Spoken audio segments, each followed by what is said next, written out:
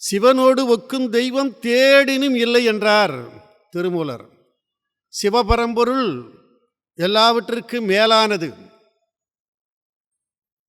வள்ளல் பெருமான் சொல்லுவார், நாதாந்த போதாந்த யோகாந்த வேதாந்த நன்னூறு காலாந்தமுடனே நவில்கின்ற சித்தாந்தம் என்னும் ஆரந்தத்தின் ஞான மெய்க்கொடி நாட்டியே மூதாண்ட கோடிகளுடைய சராசரமெல்லாம் முன்னி படைத்தல் முதலாம் முத்தொழிலும் இருதொழிலும் முன்னின்று இயற்றி ஐமூர்த்திகளும் பணிந்து ஏவல் கேட்ப வாதாந்த முற்றபல சக்தியோடு சத்தரும் வாய்ந்து பணி செய்ய இன்பமா ராஜ்யத்திலே திருவருட் செங்கோல் வலத்தொடு செலுத்தும் அரசே சூதாண்ட நெஞ்சினில் தோயாத நேயமே துரியனடு நின்ற சிவமே சுத்த சிவ சன்மார்க்க நிதியே அருட்பெரு ஜோதி நடராஜபதியே என்பார்.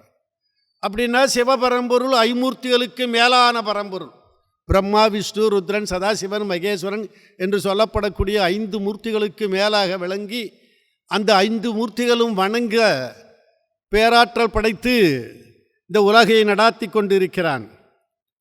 அப்படிப்பட்ட சிவபரம்பொருளை சிந்திப்பது வழிபடுவது என்பது ஒரு தவத்தை நிகர்த்த செயல்.